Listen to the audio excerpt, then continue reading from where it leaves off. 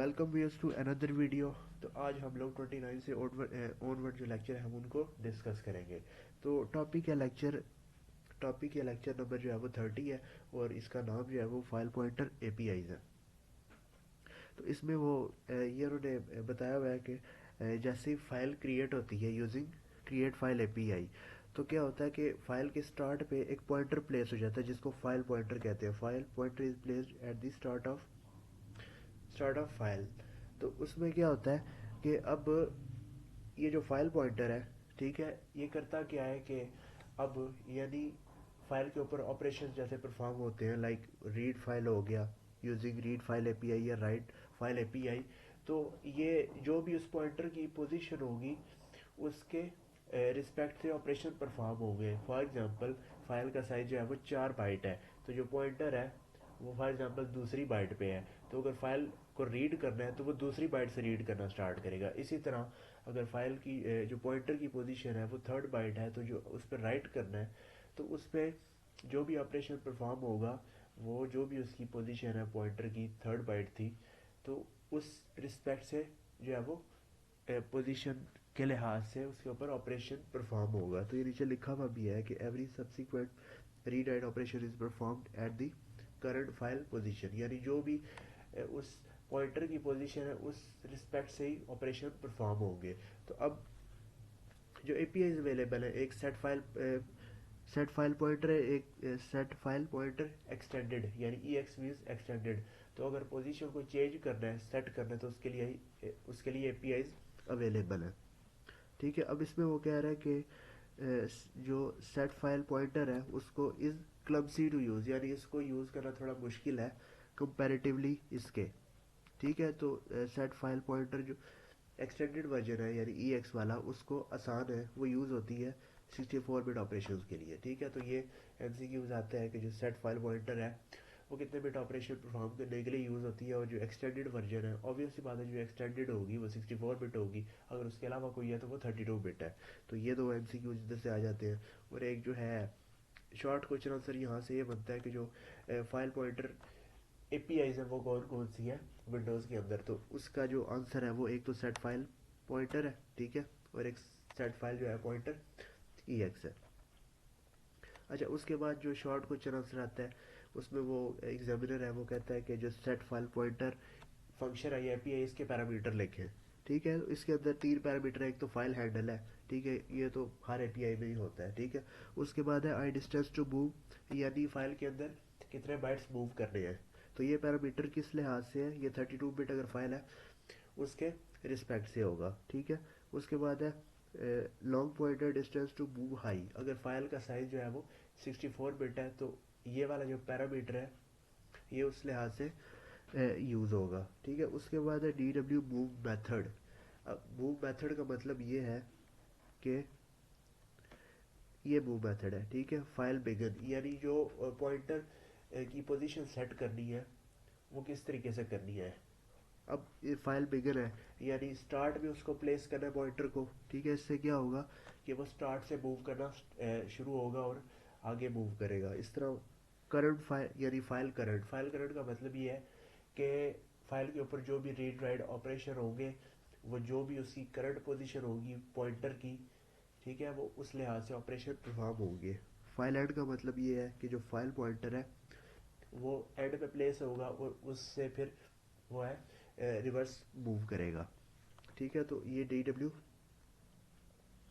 Move method हो गया। ठीक है, बाकी हम लोग ऊपर डिटेल देख चुके हैं हैंडल की, और ये जो है LP distance to move high, ये 64 बिट अगर फाइल है तो उसके लिए यूज़ होगा। तो उसके बाद आ जाते हैं लेक्चर नंबर 31 के ऊपर। तो इसमें है सच कुछ इंपॉर्टेंट नहीं है, बट इसमें ये है कि एक डेटा स्ट्रक्चर है, sorry user defined data type union की बात हो रही है तो उसको देख लेते हैं। अब लार्ज फाइल का हम लोगों ने पहले भी देखा है, तो वो यानी जो मैक्सिमम साइज हो सकता है वो 2 64 हो सकता है। ठीक है, तो इसके लिए अब वो कह रहा है कि अगर 64 बिट अरिथमेटिक अंडरस्टैंड करनी है तो उसके लिए विंडोज़ के अंदर एक user defined data type available है। उस डेटा टाइप का नाम क्या, उसको यूनियन कहते हैं। ठीक है, यूनियन एक यूज़र डिफाइंड डेटा टाइप है सी या सी प्लस प्लस के अंदर, ठीक है, जैसे क्लास होती है या स्ट्रक्चर होता है, उस तरह यूनियन भी होता है। तो अब इसमें एमसीक्यूज ये आता है कि 64 बिट अरिथमेटिक को सपोर्ट करने के लिए विंडोज़ के अंदर कौन सी जो है वो user defined data type available है, ये जिसको नॉन प्रिमिटिव डेटा टाइप भी बोलते हैं। तो उसके लिए जो यूनियन अवेलेबल है, तो ये उसका राइट ऑप्शन होगा, यूनियन होगा, स्ट्रक्चर हो सकता है, एडम हो सकता है या क्लास हो सकती है। तो उसमें जो राइट ऑप्शन होगा वो यूनियन होगा। तो उस यूनियन का जो नाम है वो है लार्ज इंटीजर, ठीक है। तो ये भी एमसीक्यूज आता है कि जो यूनियन है फॉर 64 बिट अरिथमेटिक, उसके लिए उसका नाम क्या है, तो वो लार्ज इंटीजर है, ठीक है। इसके अलावा इसमें कुछ भी इम्पॉर्टेंट नहीं है पेपर के पॉइंट ऑफ व्यू से। अच्छा, उसके बाद नेक्स्ट जो लेक्चर आ जाता है वो है ये ओवरलैप स्ट्रक्चर। ये भी ऐसा इम्पॉर्टेंट नहीं है, बट इसमें जो 3-4 लाइनें हैं वहाँ से एमसीक्यूज बन जाते हैं, ठीक है। अब इसमें वो कह रहा है कि एक ओवरलैप स्ट्रक्चर है, ठीक है। स्ट्रक्चर की हम लोगों ने पहले बात किया कि एक यूनियन की तरह यूजर डिफाइंड डेटा टाइप है।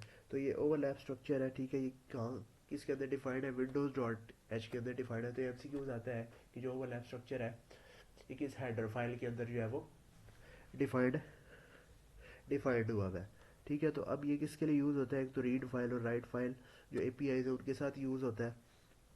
उसके बाद ये यूज़ होता है सेट फाइल, यानी जो पॉइंटर की पोजीशन है उसको सेट करने के लिए यूज़ होता है। और उसके बाद जो है वो इस ये मल्टीटास्किंग में भी यूज़ होता है। तो ये 3-4 काम जो है ये स्ट्रक्चर करता है। इसमें इंपॉर्टेंट यही है कि ये किस जो है वो हेडर फाइल के अंदर डिफाइंड है।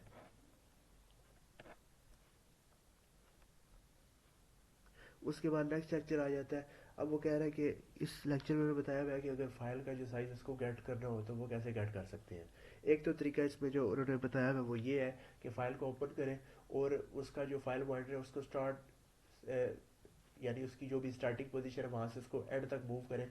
तो उसने जितने बाइट्स मूव किए होंगे उससे जो है वो फाइल का जितने बाइट्स मूव किए होंगे, तो इट मीन्स उस फाइल का साइज़ वो उसके जो मूव बाइट्स हैं वो उस फाइल का साइज़ है। उसके अलावा जो एपीआई अवेलेबल है उसके लिए वो है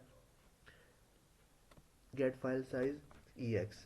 तो अब इसमें जो है ये 2 पैरामीटर लेती है ये एपीआई। तो इसमें ये जो शॉर्ट क्वेश्चन आंसर आता है इसमें वो कहता है कि गेट फाइल साइज जो एपीआई है इसके पैरामीटर लेके, एक तो फाइल हैंडल, ठीक है। उसके बाद जो एलपी फाइल साइज, ठीक है। तो ये क्या करेगा, ये उस फाइल का जो साइज है उसको स्टोर करेगा।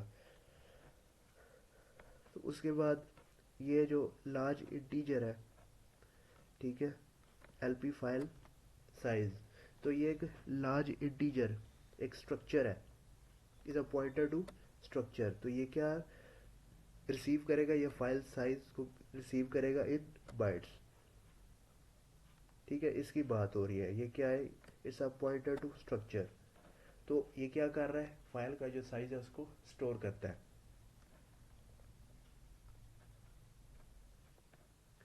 अच्छा, उसके बाद नेक्स्ट पॉइंट इसमें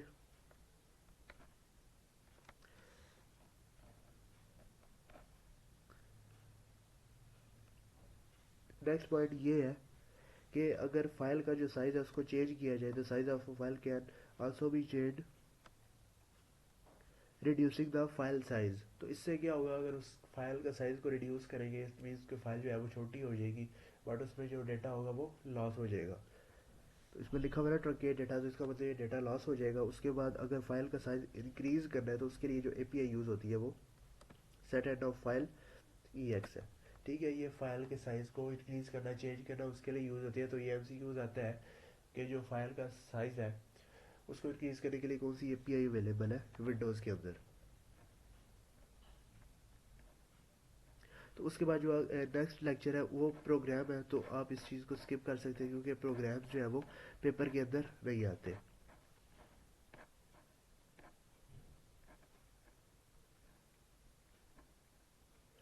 अच्छा, उसके बाद जो लेक्चर नंबर 35 है उसमें ये बताया हुआ है कि अगर फाइल के अंदर सर्चिंग करनी हो तो उसके लिए विंडोज़ के अंदर कौन कौन सी एपीआईज अवेलेबल है। तो उसके लिए जो एपीआईज अवेलेबल है, एक तो ये है फाइंड फर्स्ट फाइल, उसके बाद फाइंड फर्स्ट फाइल, इसका extended version EX, find next file and find close, तो फाइल को क्लोज करने के लिए। तो जो पहली एपीआई है उसके जो पैरामीटर्स हैं एलपी फाइल नेम यानी किस फाइल के अंदर सर्चिंग करनी है।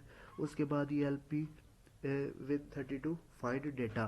तो अब ये इसकी जो डिटेल है वो इधर नीचे दी हुई है। तो इसमें उन्होंने बताया मैं appointed to the with 32 find data structure that receive the information about the found file और डायरेक्टरी। तो क्या है ये एक स्ट्रक्चर है। फाइंड डाटा एक स्ट्रक्चर है जो उस फाइल के एट्रीब्यूट्स हैं उनको स्टोर करेगा। तो वो एट्रीब्यूट्स कौन कौन से हो सकते हैं, ठीक है, वो इधर नीचे गिवन है।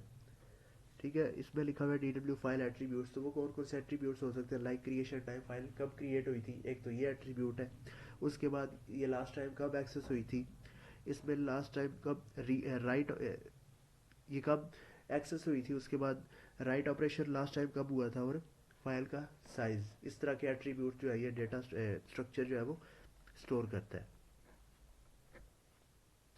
तो उसके बाद जो फाइल नेक्स्ट फाइल है तो उसके भी सेम जो है वो पैरामीटर्स है। ठीक है, तो ये इसमें शॉर्ट क्वेश्चन आंसर आता है कि जो फाइंड नेक्स्ट फाइल API उसके पैरामीटर्स लिखे, और एक MCQs आता है कि इसकी जो रिटर्न टाइप है वो क्या है, तो वो बूल है। उसके बाद जो फाइल क्लोज करने के लिए जो API अवेलेबल है वो फाइंड क्लोज API है।